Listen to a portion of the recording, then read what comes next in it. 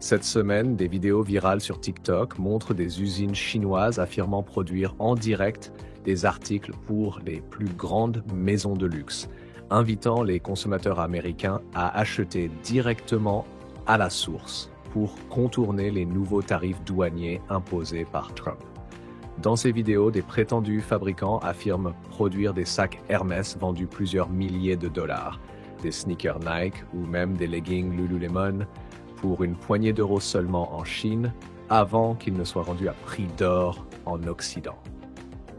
Les internautes sont sous le choc. On voit ces usines produites à la main, expliquant calmement qu'elles fabriquent exactement les mêmes articles que ceux vendus dans les boutiques les plus prestigieuses, mais à un coût 10 à 100 fois inférieur.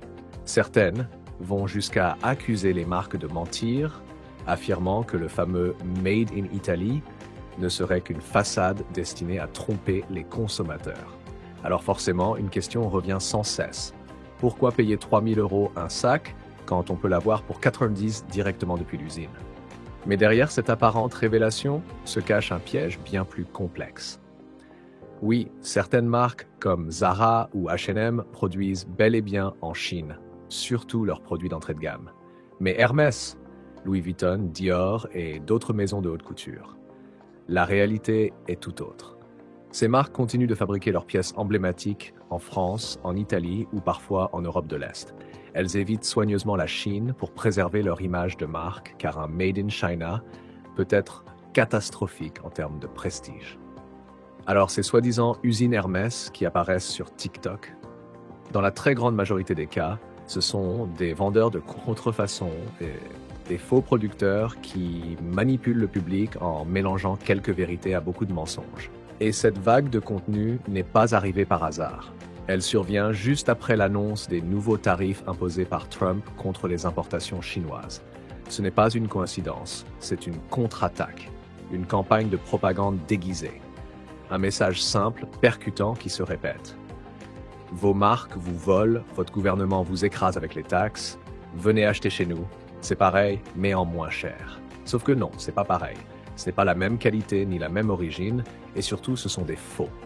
Mais dans un contexte de crise, avec une jeunesse qui perd confiance, un pouvoir d'achat qui s'effondre et un avenir incertain, ce discours séduit. Il fonctionne. Il touche juste.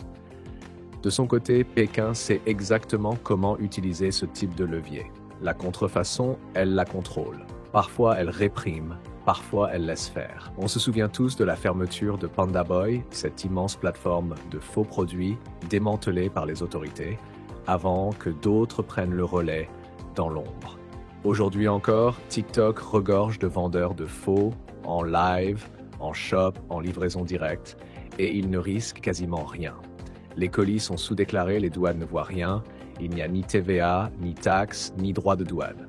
Le client pense faire une bonne affaire, le vendeur chinois est gagnant, et au final, c'est le gouvernement américain qui se fait avoir. Mais ce n'est pas qu'une affaire de business. C'est une guerre. Une guerre économique, culturelle, idéologique. Une guerre silencieuse, mais bien réelle. La Chine utilise la précarité des classes moyennes américaines, leur frustration, leur colère, leur perte de repères, pour s'infiltrer dans leurs habitudes de consommation, dans leur vision du monde, dans leur rapport à la vérité. Et pendant que des jeunes achètent des sacs contrefaits à 600 $ en pensant faire une bonne affaire, ils participent en réalité, sans même le savoir, à une stratégie de déstabilisation soigneusement orchestrée. Derrière chaque vidéo virale d'un fournisseur soi-disant honnête qui révèle les secrets de l'industrie, se cache peut-être une stratégie d'État. Et pendant que tu scrolles, que tu likes, que tu commandes ton sac Hermès sur TikTok, tu joues peut-être un rôle dans une guerre géopolitique qui te dépasse complètement. Alors, la vraie question n'est pas de savoir si ce sac est vrai ou faux. La vraie question, c'est qui tire réellement les ficelles de cette histoire.